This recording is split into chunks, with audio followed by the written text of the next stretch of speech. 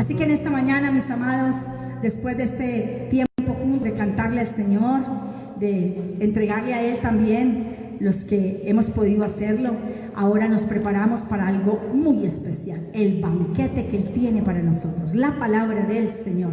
Así que en esta mañana le quiero invitar a que usted se prepare, y quiero invitar por acá al pastor, venir por acá, y vamos a orar por la palabra del día de hoy, para que hoy el Señor le use de una manera especial y Él pueda bendecir nuestras vidas hoy.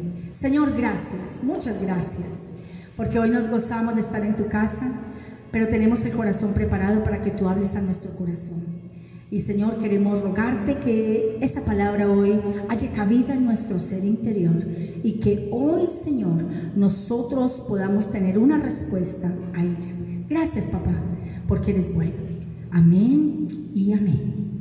Vamos a la palabra de Dios, a los hermanos, amigos que nos ven de Francia, España, Italia, Israel, Nicaragua, a todas las personas que nos ven por este canal Facebook Yumex Sevilla, aún los que nos verán después en diferido o por YouTube, nuestro canal que tenemos en YouTube, para que disfruten también la palabra de Dios. Vamos a la palabra de Dios en Hebreos capítulo 11, verso 13 al 16. Hebreos capítulo 11, ahí está bien, Hebreos 11, verso 13 al 16. Recuerden que la semana pasada iniciamos una serie que le pusimos extranjeros y peregrinos. ¿Puede repetir conmigo? Extranjeros y peregrinos. Y ustedes me ayudaron allí por el chat, en mi casa, los que estuvimos el domingo anterior en la casa celebrando, les preguntamos qué significaba para usted la expresión, primero extranjero, y luego peregrino, y luego turista, porque eso van a ser como los tres enfoques que daremos durante esta serie: extranjeros, peregrinos y turista. El domingo pasado nos enfocamos más en el término extranjero. Hoy el enfoque será turista, y la próxima semana, hoy peregrinos y la próxima semana turista. A ver, ayúdenme por favor, ¿qué entendemos por extranjero? ¿Alguien me quiere ayudar? Rápido. Alguien que viene del otro lado. Un extranjero es una persona que está, sí, de otro país, de otra nacionalidad. Ok, muy bien. Habla otro idioma. Tiene unas culturas diferentes, comidas diferentes, gustos diferentes, lo que ya mencionamos la semana pasada. Y por peregrino, ¿qué comprendemos sobre la palabra peregrino? Alguien que va de paso. Alguien que va de paso. César, por ejemplo, ¿me ayudas? Peregrino. Una persona que... Duro para escucharte. Un caminante. Un caminante, muy bien. ¿Qué más?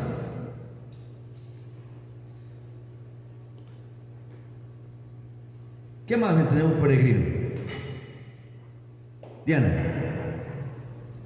Sí, alguien que va de paso, que no vive en el lugar. Alguien que va de paso, que no vive en el lugar. Muy bien. ¿Y turista?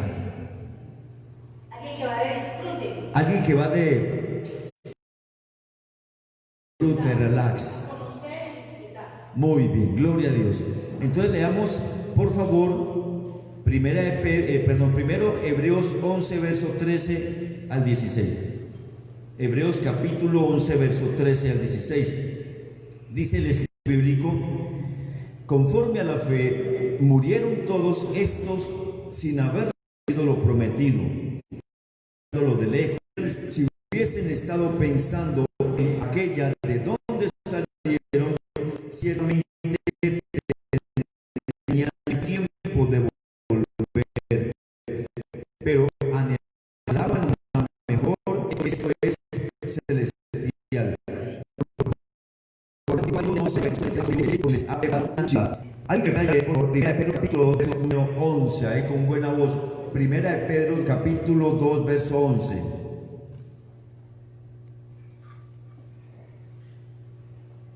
Dice: amados, yo ruego como extranjeros y peregrinos que os abstengáis de los deseos carnales que batallan contra el alma. Muy bien, gloria a Dios. Por lo tanto, el apóstol Pedro y el escritor de los Hebreos, bueno, el apóstol Pablo también usa mucho la expresión extranjero peregrino, nos da a entender que el pueblo de Dios tiene que vivir con una mentalidad, no una mentalidad de turista, sino una mentalidad de extranjero y peregrino, y por lo tanto, como esa tiene que ser la visión del pueblo de Dios, Él y la palabra de Dios nos ayudan con algunos elementos importantes para que nos enfoquemos a vivir la vida que Dios quiere que vivamos. Muy bien, la semana anterior estuvimos hablando del primer punto que fue básicamente definir extranjero, peregrino y también turista. Qué interesante, porque en la reflexión que hacíamos la semana pasada hablamos de que algunos obstáculos o algunos enemigos de los extranjeros y los peregrinos.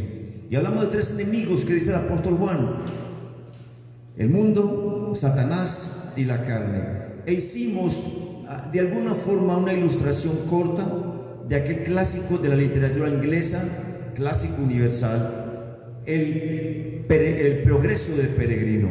Y cómo vimos y cómo se ve en la película y en la obra literaria escrita, cómo este hombre llamado cristiano se enfrenta con todas las situaciones, dificultades, problemas, tentaciones, luchas en el mundo, en la caminata hacia la patria celestial, que era en últimas lo que este hombre quería. Soñaba con la patria celestial, le habían predicado el evangelio, le habían hablado que había cielo, que había una ciudad celestial, pero cuando determina caminar hacia esa patria, él pensó que era algo sencillo. Cristiano pensó que esa caminata por la vida hacia esa patria celestial era algo sin complicaciones. Al pueblo de Dios, a todos los cristianos, todos aquellos que tengamos a Cristo en el corazón, vamos a experimentar ese tipo de enemigos u obstáculos. ¿Por qué? Primero, porque hay un mundo que es gobernado por el príncipe de este siglo, un mundo que vive con una estrategia, con una cosmovisión atada a la inmoralidad, a la corrupción, al engaño, a la mentira, a la perversión. Pero hay algo que llama Satanás o diablo. Apocalipsis lo llama la serpiente o el dragón, que confabula, que es el orquestador, alguien que aunque está hoy en un lugar, alguien que está recorriendo una ciudad o un país, sabe que ese no es su país. Hablamos la semana pasada de los mochileros, ya se convierten en una forma de vida, gente que saca un año sabático, por decirlo de esta forma. Muchos europeos lo hacen y van caminando por diferentes países, sea en moto, sea en bicicleta. Uno los encuentra por la calle, en bicicleta, subiendo montañas, yendo de ciudad en ciudad, de país en país, y un año entero pueden pasar en esta situación, pero son peregrinos porque saben que ese no es su país, ese no es su lugar de vivencia. Por eso, amados hermanos, es importante entender lo valioso que es para el pueblo del Señor vivir como un peregrino y no como un turista. Porque un turista ahí viene, solamente piensa en disfrutar, piensa en pasarla bien, no piensa en responsabilidad, no piensa en compromiso, solamente piensa en pasarla bien. Dijimos la semana pasada que la voluntad de Dios es que seamos extranjeros y peregrinos, tanto que cuando Él envió a su pueblo cautivo a Babilonia, esos 70 años, yo le doy una palabra al profeta Jeremías para que él se la entregue al pueblo, porque dentro del pueblo de Dios, allá en Babilonia, estando cautivos, se levantaron profetas falsos que decían: ya pronto regresaremos, ya pronto regresaremos a nuestra morada, a nuestros bienes, a nuestra familia. Y ahora tienen que escribirles esa carta para que la lleven a Babilonia, y aún para que la lean dentro de la ciudad de Jerusalén, la gente que había quedado, los ancianos, la gente de menor rango para ellos. Y en la carta decía que Dios los tendría 70 años allá. Y Dios le dice a esos extranjeros que están en Babilonia, aunque están cautivos, son extranjeros: edifiquen casas, planten viñas, cásense, den hijas a sus hijos e hijos a sus hijas, multiplíquense, no disminuyan, y oren por la ciudad donde los he llevado, porque en la paz de su ciudad vosotros tendréis paz.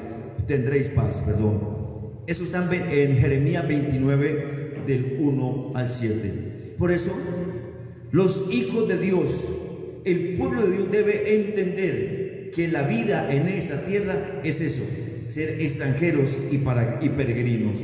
Cuando hablamos de la meta de los extranjeros o los peregrinos, hablando en el contexto bíblico, ¿cómo se llama? ¿Cuál es la meta? ¿Alguien sabe cuál es la meta? ¿Alguien sabe cuál es la meta?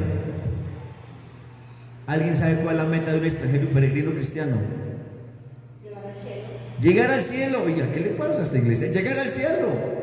Esa es nuestra meta. Su meta no está en tener una casa, un carro, una buena empresa, un buen negocio, una buena profesión, tener hijos.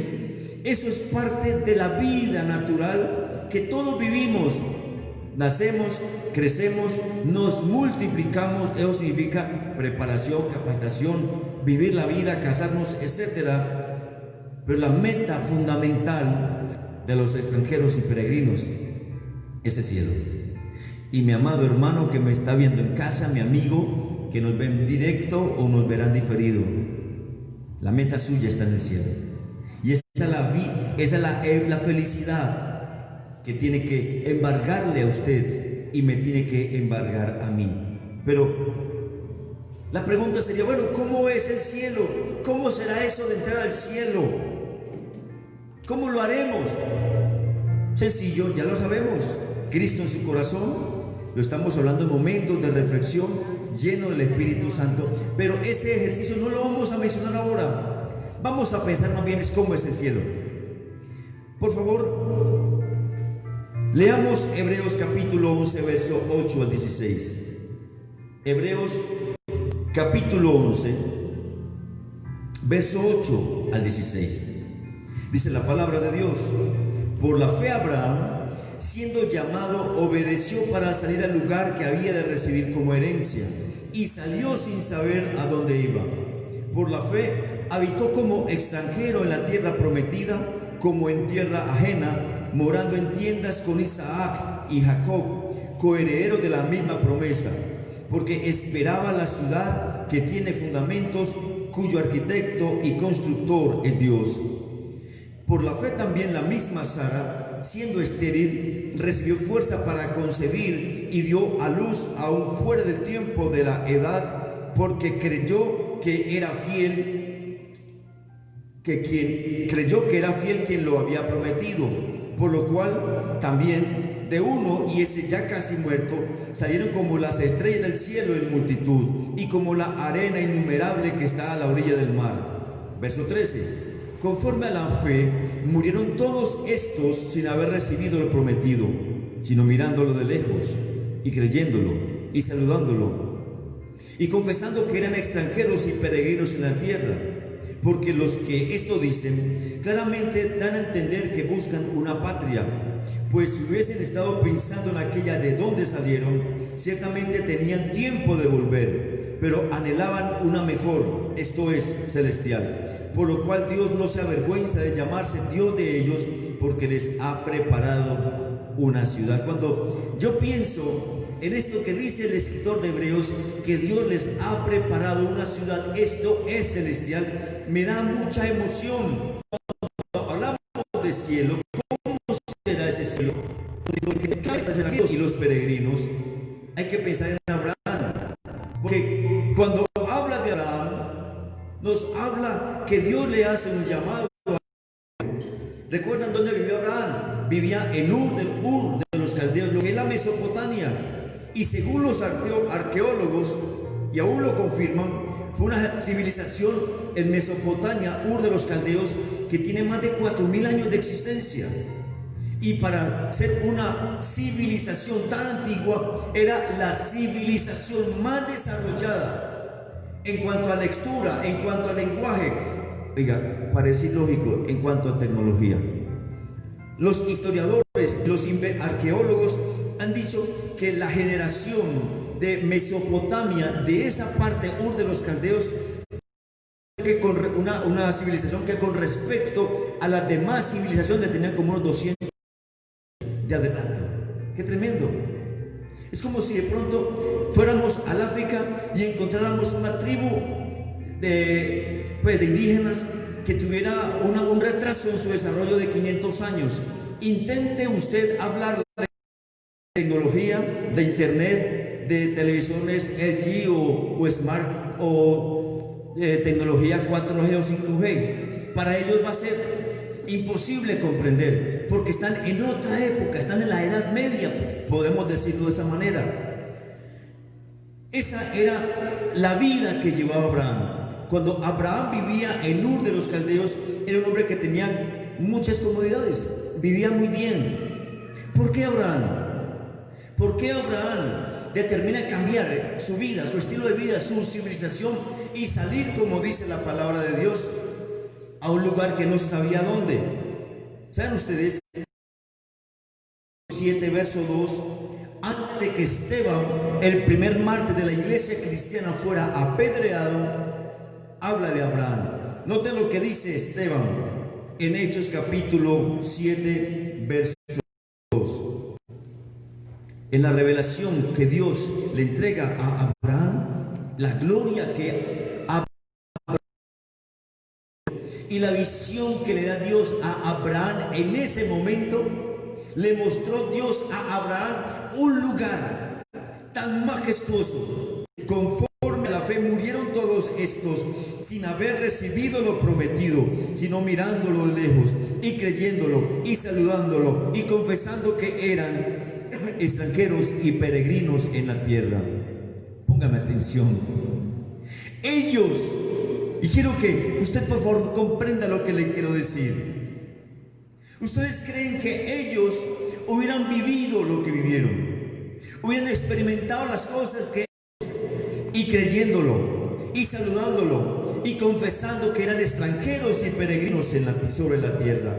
Por lo tanto, ellos, amados, ellos, iglesia, entendieron lo que significa ser un extranjero y peregrino. Ellos sabían que había algo mejor, algo más excelso, algo más grande, más celestial. Y por eso no les importó vivir la vida que vivieron, no les importó renunciar, no les importó sufrir.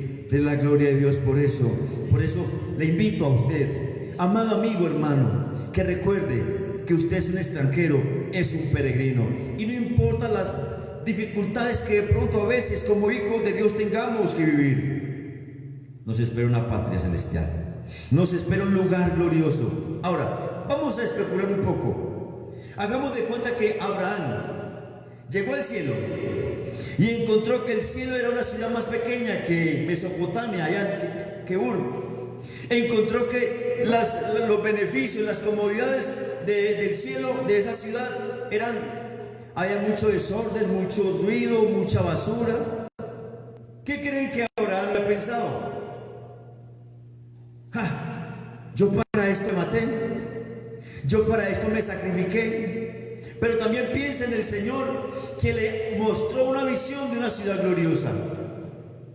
Aún el mismo Señor tendría vergüenza de que ese hombre a quien llamó a ser un extranjero y peregrino y lo sacó de su entorno cómodo, plácido, de abundancia, de riquezas, lo hubiera llamado a algo menor o peor. Pero sabemos que no fue así. Sabemos que por el contrario, Dios dice que no se avergüenza de llamarse Dios de ellos.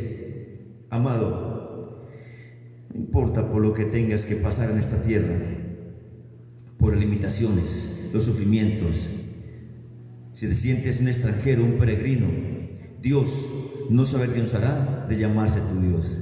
Dele esa gloria a Él. Quiero que den un aplauso al Señor. Sí, den un aplauso al Señor. Qué lindo, qué lindo. Gloria a Dios. Por eso, escúchenme bien, los primeros destinatarios de esta carta de Hebreos eran gente del siglo I, más o menos en la década 60 hasta la década 90, gente que estaba padeciendo persecución, gente que estaba siendo torturada, gente que estaba siendo llevada a los coliseos romanos para pelear contra los leones o contra los grandes gladiadores romanos. Estos creyentes del primer siglo era gente que era perseguida, era gente que eran quemados vivos. Por eso, muchos de ellos Y por eso, y aún muchos de ellos han perdido todo lo que tenían. Pregunta: ¿valía la pena sufrir tanto por Cristo?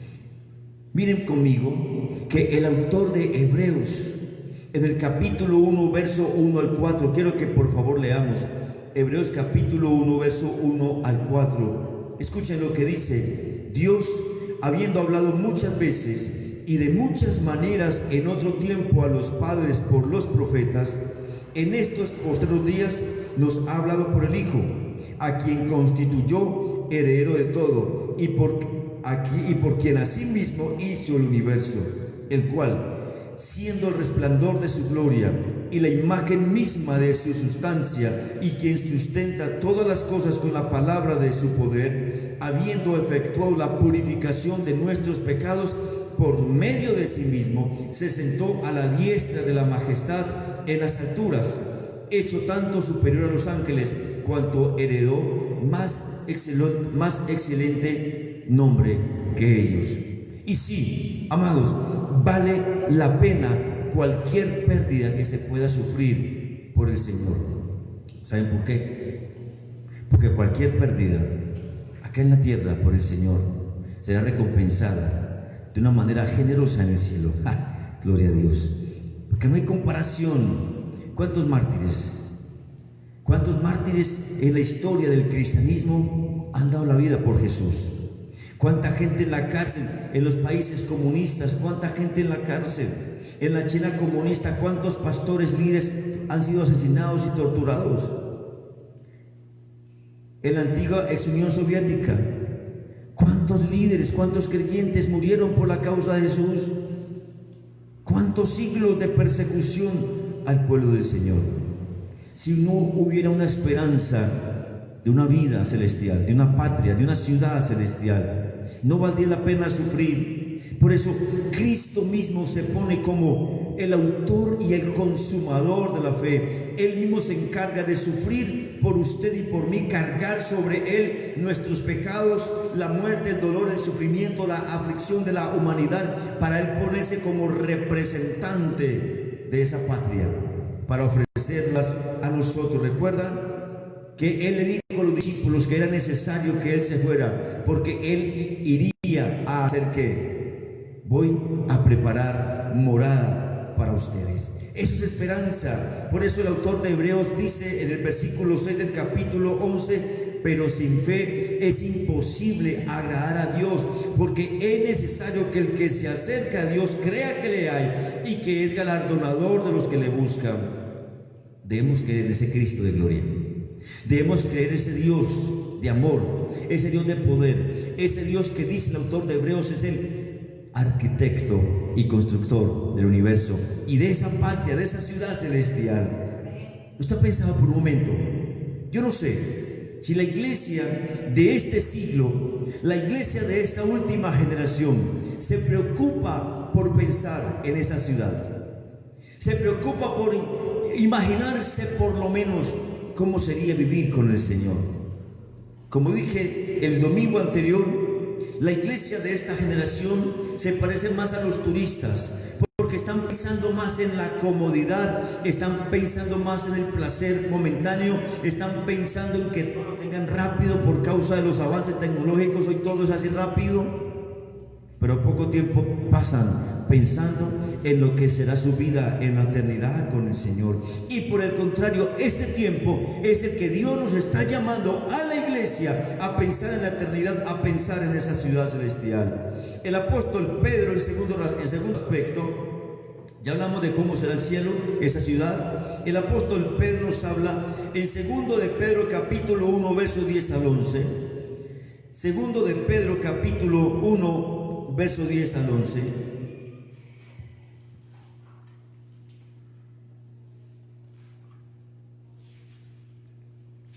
De la siguiente manera: por lo cual, hermanos, tanto más procurad hacer firme vuestra vocación y elección, porque haciendo estas cosas no caeréis jamás, porque de esta manera os será otorgada amplia y generosa entrada en el reino eterno de nuestro Señor y Salvador Jesucristo. Quiero que todos digan ahí en su casa estas dos palabras conmigo: amplia y generosa. Una vez más, amplia y generosa. Amplia y generosa entrada al reino de los cielos. Dice el apóstol Pedro. Eso significa que si hay una entrada amplia y generosa para algunos, como dice el versículo 10, por lo cual, hermanos, tanto más procurad hacer firme vuestra vocación y elección, porque haciendo estas cosas no caeréis jamás.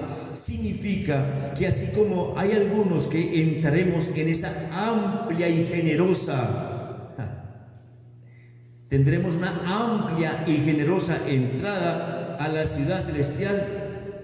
Es posible que algunos no tengan esa amplia y generosa.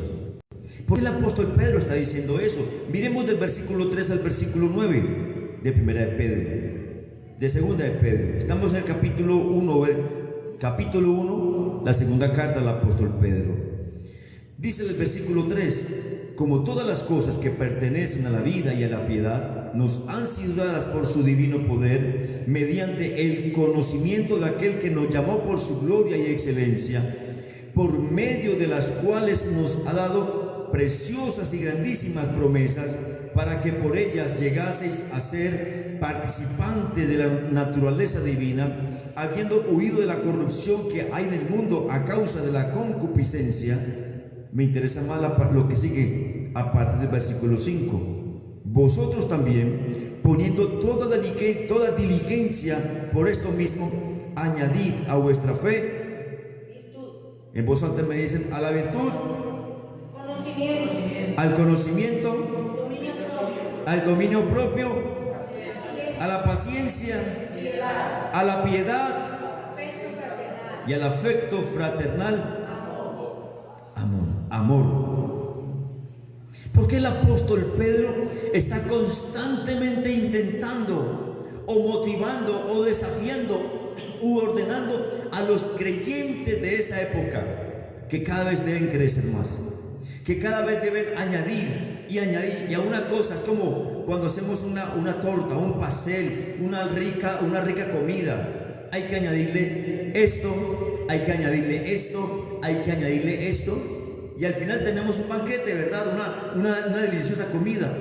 Eso es la invitación que nos hace el Señor. Si nosotros como hijos de Dios queremos una amplia y generosa entrada al reino celestial, a esa ciudad maravillosa, ¿cómo tenemos que vivir la vida? Los quiero escuchar. ¿Cómo tenemos que vivir la vida? Como extranjeros y peregrinos, pero con una actitud, añadiendo, creciendo. Y dice el apóstol, porque haciendo estas cosas, No caeréis jamás. ok. ¿Qué pasa si en la vida me la paso como siendo cristiano, como turista y no como peregrino? ¿Entienden la respuesta, hermanos? Si como turistas cristianos me la paso en la vida, el tiempo que tengo en la tierra, y se me olvida que tengo que añadir a la fe virtud, a la virtud conocimiento, al conocimiento dominio propio, al dominio propio paciencia, etcétera, etcétera. Me la paso relajado, ¿qué cree que va a pasar? Obviamente voy a resbalar, voy a caer. Y ese ejercicio de caer una y de caer otra por olvidar cuál es mi compromiso, la mentalidad con la cual tengo que vivir en la tierra, me va a hacer perder esa generosa, escuchen, me va a hacer perder esa generosa y amplia entrada al reino de los cielos. El apóstol Pedro dice en el capítulo 1, verso 9, el que no tiene estas cosas tiene la vista muy corta, es ciego, habiendo olvidado la purificación de sus antiguos pecados. Qué tremendo, hermanos. Qué tremendo. El apóstol Pedro habla de esa herencia incorruptible, incontaminada, inmarcesible, reservada en los cielos para vosotros. Yo no sé si usted quiere disfrutar de esa herencia. Jesús le prometió a los discípulos que tenía una herencia. De hecho, el apóstol Pablo lo entendió también, que él dijo que estamos sentados en lugares celestiales con Cristo. Allá estamos sentados con Él, que tenemos una herencia incontaminada, inmarchitable, inmarcesible, incorruptible en los cielos que nos está esperando. Por lo tanto, frente a esta realidad que el apóstol Pablo, el apóstol Pedro y el autor de los Hebreos nos muestran con respecto a esta ciudad, amados hermanos, como dije hace un rato, no hay nada que pueda compararse con lo que Dios tiene preparado para nosotros. Y en último lugar, les quiero decir, porque es que esa herencia, ese lugar, esa patria celestial, esa ciudad que tiene fundamentos, o sea, tiene unas bases, unas columnas, donde el arquitecto y el constructor es Dios, también es un reino. Y Dios quiere que usted y yo lleguemos lo mejor preparados para reinar. ¿Sabían eso? A esa ciudad llegaremos, como dice el apóstol Pedro, como reyes y sacerdotes, para reinar para siempre. Y si se reina es porque hay un reino. Y si hay un reino es porque hay una ideología, una mentalidad de reino. Es porque hay unos decretos, estatutos, unos mandamientos, unos lineamientos para vivir y para ejercer ese reinado. Tristemente, hay algunos conceptos equivocados con respecto sobre el cielo. Algunos dicen, por ejemplo, que el cielo es como un gigantesco hogar para ancianos, donde se llegará al final de una larga vida de penurias, padecimientos, dolencias, problemas, fatigas, etc. Y que entonces allí en el cielo habrán sillones cómodos, donde usted podrá prender la tele, vendrá esto, donde habrán ángeles como meseros, sirviéndole la comida, el vino, y usted podrá disfrutar su café, su té, su gaseosa de preferencia, donde se acaban los dolores. Y de alguna forma, retomando lo que dice el Apocalipsis, la palabra de Dios, que no habrá lágrima, no, allí no habrá ninguna lágrima, ni enfermedad, ni sufrimiento. Entonces, algunos pueden pensar que el cielo es un lugar de relax. Ya sufrí harto en la tierra, como dice un amigo mío por acá que me está mirando, ya es relax. ¿Sí o no? Relax. Para algunos la cuarentena ha sido como esa, como relax. Disfrutar el relax, no tener que hacer muchas cosas, no tener que hacer... Gloria a Dios. Pero algunos, en segundo lugar, muestran otro equivocado concepto con respecto al cielo. Piensan que el cielo es como un gigantesco lugar de atracciones, algo así como un Disneylandia, donde las grandes ruedas, montañas rusas, las grandes ruedas gigantes, las ruedas Chicago, como le llamamos por acá, donde usted allí podrá ver películas de terror o fútbol, o usted podrá disfrutar todo el tiempo, disfrutar. Usted dice, es que ya pasé duro en la vida, aquí puedo hacer ocio y placer, todo lo que a mí me apetece. Amén. El cielo es un lugar de descanso de todas las disciplinas espirituales que el mundo le ha impuesto a nuestra vida, y ese goce real de disfrutar en dimensiones reales y auténticas.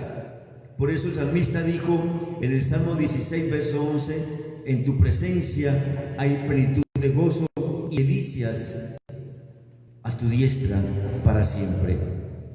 Aunque el salmista esté diciendo esto, no podemos devaluar teológicamente el concepto real del cielo con un concepto materialista. Pero un error tercero con respecto a cómo vemos el cielo es como, hagamos de cuenta que como hacer un viaje a París. Algunos que se portaron muy bien van en primera clase, con buenos cuartos en el ascensor, sea un tren de esos, tren bala que hay en Europa, con su buen cuarto, con la champaña, con todas las comodidades, disfrutando y todo. Pero otros van en un carrito viejo que se va a cada rato, pero en últimas, allá llegaron. Que unos, para ir a París, antes se prepararon con el idioma francés y disfrutaron más porque podían comunicarse en el idioma francés. Pero los otros no saben ni decir merci beaucoup, mademoiselle, muchas gracias, señorita. Y por lo tanto, se complicaron para vivir. Algunos pueden llegar a vivir, algunos llegan a Francia, estamos hablando del ejercicio, a los hoteles 5 estrellas, el viaje por la Tour Eiffel, el Arco del Triunfo, todos los lugares emblemáticos de París.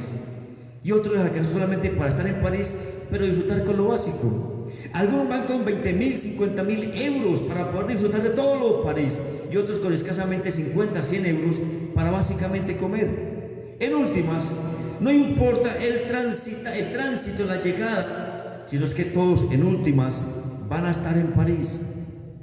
Ese es otro concepto equivocado con respecto al cielo, que de pronto nos han hecho o nos han vendido equivocadamente en la tierra, y de pronto si en las iglesias no enseñamos la doctrina equilibrada del cielo. Pero les quiero decir, amados hermanos, Dios quiere reinar con hombres en el cielo. Recordamos cuando Adán y Eva en Génesis 1, 27 al 28, Dios, ¿qué le dijo a ellos? ¿Qué le dijo? Recuérdenme. Los bendijo Dios y les dijo: fructifiquen, multipliquen, llenen la tierra, sojúzguenla, y les dio todo. Adán y Eva serán como los virreyes de Dios en la tierra para administrarlo todo. Pero por causa del pecado sabemos de que perdieron todo esto, y ya para Adán y Eva y para la humanidad entera, ese derecho a gobernar por Adán y Eva se perdió. Ese derecho espiritual y material de ser reyes como Dios lo pensaba en la tierra, lo pensaba en su primera pareja que creó, era algo, un gobierno, una dirección, un reinado especial. Ellos lo perdieron por su pecado, pero en el corazón de Dios siempre ha habido la recuperación de ese proyecto de reino. Mire conmigo el Salmo capítulo número 8, verso 3 al 6. Salmo capítulo 8.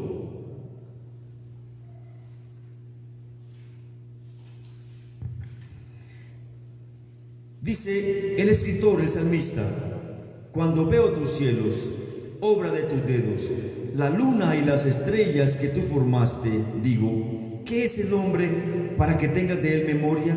Y el hijo del hombre para que lo visites.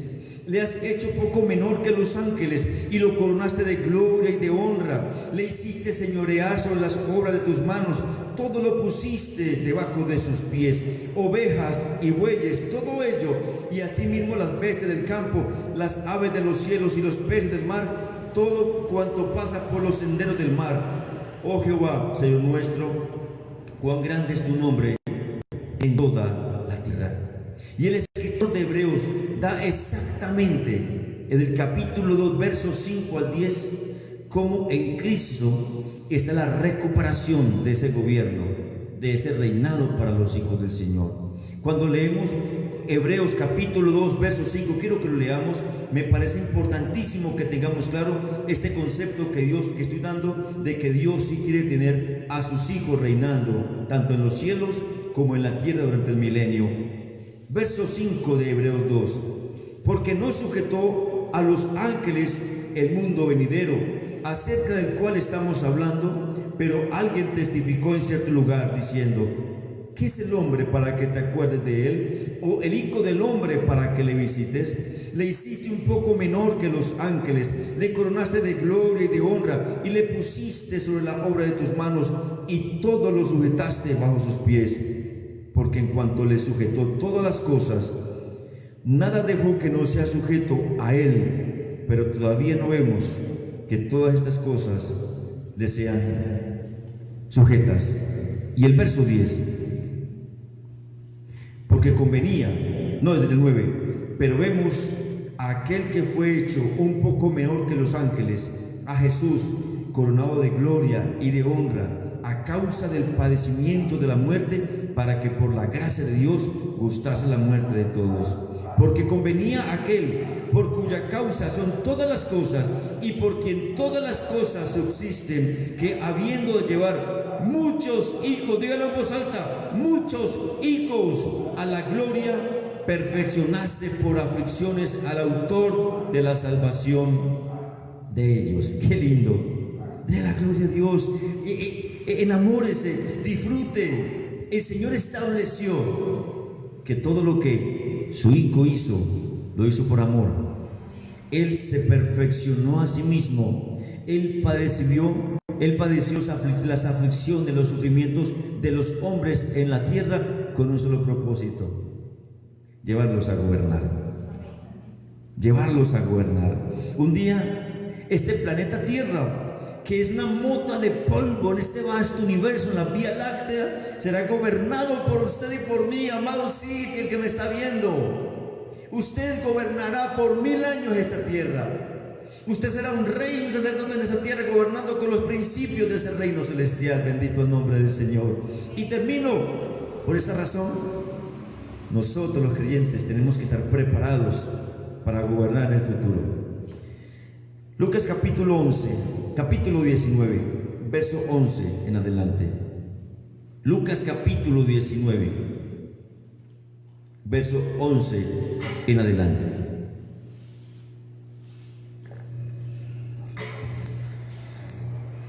Oyendo ellos estas cosas, prosiguió Jesús y dijo una parábola, por cuanto estaba cerca de Jerusalén, y ellos pensaban que el reino de Dios se manifestaría inmediatamente. Quiero que tengan en cuenta este versículo 11, esta frase: estaba cerca de Jerusalén y ellos pensaban que el reino de Dios se manifestaría inmediatamente. Verso 12. Dijo pues: un hombre noble se fue a un país lejano para recibir un reino y volver, y llamando a 10 siervos suyos les dio 10 minas. Y le dijo: negociad entre tanto que vengo. Pero sus conciudadanos le aborrecían y enviaron tras él una embajada diciendo: no queremos que éste reine sobre nosotros.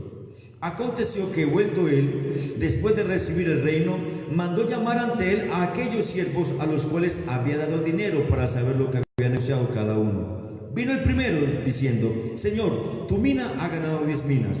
Él le dijo: está bien, buen siervo, por cuanto en lo poco has sido fiel, tendrás autoridad sobre 10 ciudades. Vino otro diciendo: Señor, tu mina ha producido 5 minas. Y también a este dijo: tú también sé sobre 5 ciudades.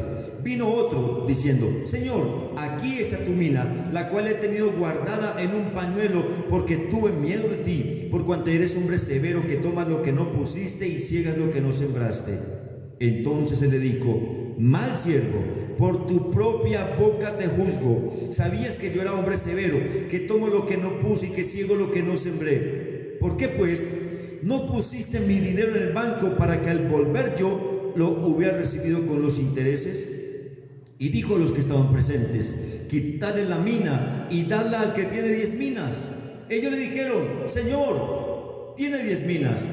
Pero yo digo que a todo el que tiene se dará, mas al que no tiene, aún lo que tiene se le quitará. Y también a aquellos mis enemigos que no quería que yo reinase sobre ellos, traedlos acá y decapitadlos delante de mí. Esta parábola, amados hermanos, y algunas parábolas que están en Mateo capítulo 25 de los talentos, todo capítulo 25 de San Mateo son parábolas de lo que va a pasar en el reino de Dios, cómo lo compara Jesús al reino de Dios y cómo será que usted y yo estaremos allá. Ilustra el Señor cómo ellos, cómo los discípulos, cómo los creyentes deben estar preparados. Aquí, como mencioné ahora, 3 conceptos teológicos equivocados con respecto al cielo. Amados, nadie va a llegar al cielo con un concepto de esos equivocado, porque la invitación que el Señor le hace a sus siervos, a los creyentes, a la iglesia de hoy, es a estar preparada y a no estar haciendo nada. Por el contrario, en el contexto de este pasaje de Lucas, encontramos que Jesús ya iba para Jerusalén para morir en la cruz. Y él no estaba dispuesto a morir por conquistar el trono de Herodes, ni siquiera de Poncio Pilatos o del César. Él no iba a presentar sus credenciales ni ante Herodes, ni ante Poncio Pilatos, ni ante Anás y Caifás, que eran los gobernantes espirituales de su época. Él las credenciales que iba a presentar, las iba a presentar ante el trono de Dios, y las credenciales era su propia sangre. Díganle gloria a Dios. Era su propia sangre. Y por esa sangre, por eso es que antes de llegar a Jerusalén a morir, le dio a los discípulos esta parábola. Qué tremendo.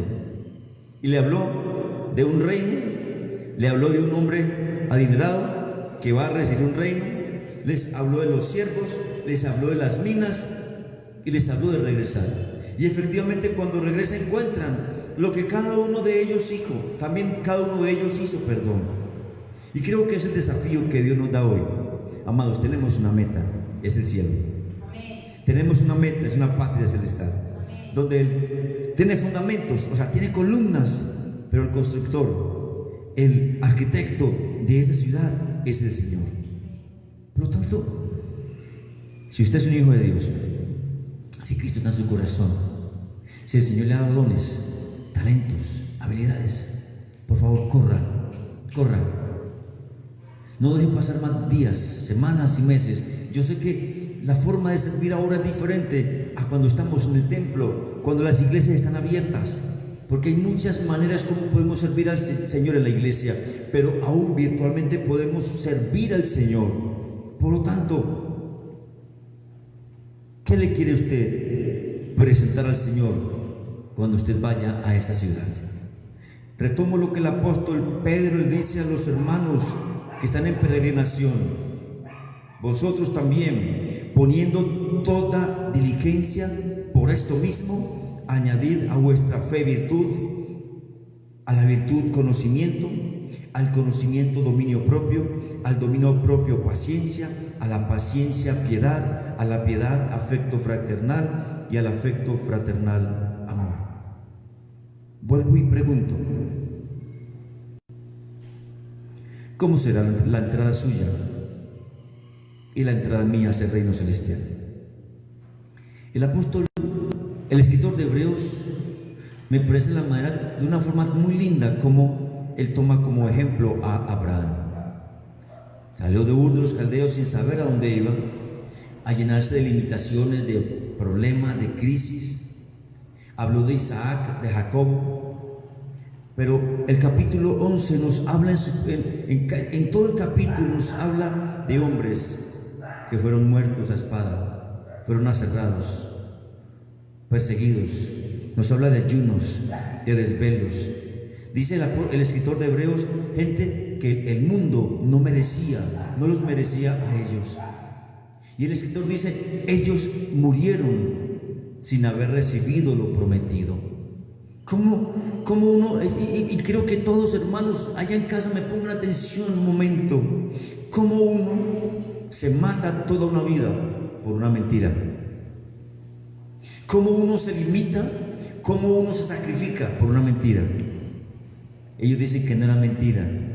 Ellos vieron esa patria celestial. Y por eso, aunque no lo recibieron, dice que de lejos lo confesaron, lo miraron, lo saludaron. ¿Ustedes recuerdan a Moisés cuando Dios le dijo que no entraría a la tierra prometida? Me imagino a Moisés diciendo ahí, Canaán. Bueno, y murió. Pero murió con la convicción, escúchenme, de que aunque Canaán era la mejor tierra del planeta en ese momento, Canaán era la promesa de Dios para una nación que le establecería como ejemplo para el mundo de redención. Canaán sería la tierra donde su hijo nacería, que luego sería Israel. Canaán sería el mejor país del mundo entero. No tenía comparación con la ciudad celestial. Y por eso ellos murieron sin recibir lo prometido. Ellos pasaron por Canaán, ellos vivieron, ellos sufrieron, ellos murieron, pero antes saludaron a su Canaán espiritual, a esa ciudad celestial. Ellos tuvieron una visión de ese arquitecto, de ese fundador, de ese constructor. Y por eso el escritor de Hebreos les dice, procuremos pues entrar en aquel reposo para que ninguno caiga en semejante ejemplo de desobediencia. Amados, aquellos que viven en la tierra como extranjeros y peregrinos sin saber cuáles van a ser las limitaciones, los sufrimientos, un día Dios los va a recibir, los va a abrazar, los va a besar y les va a decir bienvenidos, porque Él no se va a avergonzar llamarse Dios de usted ni de mí. Aleluya. Por eso el apóstol Juan En el capítulo 2, verso 28 de su primera carta, primera Juan 2, 28 dice: ahora hijitos, permaneced en Él, para que cuando se manifieste tengamos confianza, para que en su venida no nos alejemos de Él avergonzados. Qué tremendo, este versículo me golpeó tanto. Lo voy a repetir. Y ahora, hijitos, permaneced en Él, para que cuando se manifieste tengamos confianza, para que en su venida no nos avergonzamos, no nos alejemos de Él avergonzados. Una expresión que mi esposa usa es salvos de barrigazo. Yo no sé cómo quiere entrar usted al cielo. Yo quiero entrar, como dice el apóstol Pedro, una amplia y generosa entrada al reino de los cielos. ¿Cuántos de ustedes allá pongan en el chat, escriban en el chat: yo quiero una amplia y generosa entrada en el reino de los cielos? Si usted lo está creyendo, entonces vamos a orar. Usted va a tomar la decisión a partir de este día de vivir como extranjero y peregrino y no como turista. Cierre los ojos y oremos al Señor. Padre, gracias. Gracias por esa maravillosa promesa, Señor, que encontramos en tu palabra, por una patria que tú has construido para nosotros. Dios, tú no te avergüenzas de llamarte Dios de nosotros, a pesar de nuestros pecados, a pesar de tantos errores y fracasos. Tú enviaste a tu Hijo precisamente para redimirnos a nosotros, para cambiar la existencia nuestra y para darnos una gran promesa: extranjeros y peregrinos en tierra ajena. Porque eso es lo que somos en el planeta, extranjeros y peregrinos. Este mundo no nos pertenece, aunque vivamos en él, aunque comerciemos en él, aunque negociemos como hicieron los hombres a los cuales le diste las minas. Este mundo, Señor, es solo de paso. Estos hombres de la palabra de Dios, Señor, dice el escritor, pues si hubiesen estado pensando en aquella patria de donde salieron, ciertamente tenían tiempo de volver, pero anhelaban una mejor, esto es, celestial. Por lo cual Dios no se avergüenza de llamarse Dios de ellos, porque les ha preparado una ciudad. Señor, ellos no lo recibieron, murieron todos, pero vivieron por esa promesa. Cada uno de ellos tuvo una experiencia, Señor, de encuentro. Cada uno de ellos tuvo una visión de la revelación de tu gloria, Señor. Cada uno de ellos te conoció y por fe caminaron por ti y hacia ti, Señor. Cada uno de ellos cumplieron un propósito en el planeta Tierra, pero cada uno de ellos estará conmigo y con tu iglesia reinando en el cielo, en esa ciudad celestial. Hoy oro por la iglesia, por nuestra iglesia. Hoy oro, Señor, por cada creyente, Dios, aquellos que posiblemente no han entendido lo que significa ser extranjero y peregrino, aquellos que de pronto han vivido más como turistas, disfrutando la vida sin importar qué pueda pasar, aquellos que les cuesta sufrir por Cristo, aquellos que cuando lo tienen se van, aquellos que cuando son avergonzados, cuando son disciplinados o corregidos se van, aquellos que no quieren pasar por el dolor, por la crisis. Oro por ellos, Dios. Aquellos que aún el pecado los ha golpeado tanto que han preferido quedarse ahí y no levantarse, arrepentirse ni pedir perdón. Oro por ellos. Y oro por tu iglesia, mis niños, jóvenes, adultos, hombres, mujeres. Una iglesia bendita y hermosa, Señor. Que nos encuentres haciendo el bien, usando los talentos, usando los dones, Señor, que nos has entregado a cada uno. Gracias, Señor. Queremos estar en esa patria celestial. Amado hermano, amada hermana, que me ves en este momento o me verás en un tiempo más adelante por diferido, ríndele tu corazón a Jesús. Dile: Señor, yo quiero estar en esa patria. porque no te avergüenzas de llamarte mi Dios, porque eres tú quien las has preparado para mí una ciudad, porque tú eres el fundador, el arquitecto, el constructor de esa patria. Yo quiero estar allá.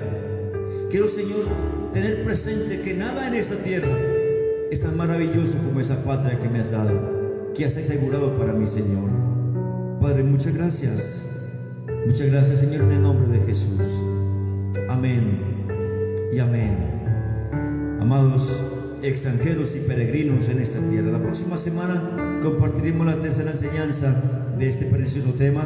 Que el Señor renueve sus fuerzas, que el Señor haga resplandecer su rostro sobre usted, que esta semana es una semana de victoria, una semana de gloria y visitación de Dios, que esta semana usted pueda ver a Dios actuar en su favor, que esta semana usted pueda vivir en fe, en obediencia y amor a Dios. Le bendigo, amado hermano y hermana, en el nombre del Padre, del Hijo y del Espíritu Santo. Les dejo con mi esposa para que despida la celebración.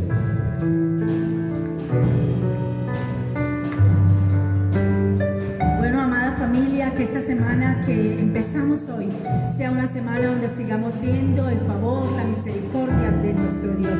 Que el Señor les continúe bendiciendo. Amados hermanos, que el Señor les continúe bendiciendo, y qué privilegio hoy haber estado en familia bendiciendo el nombre de nuestro Dios.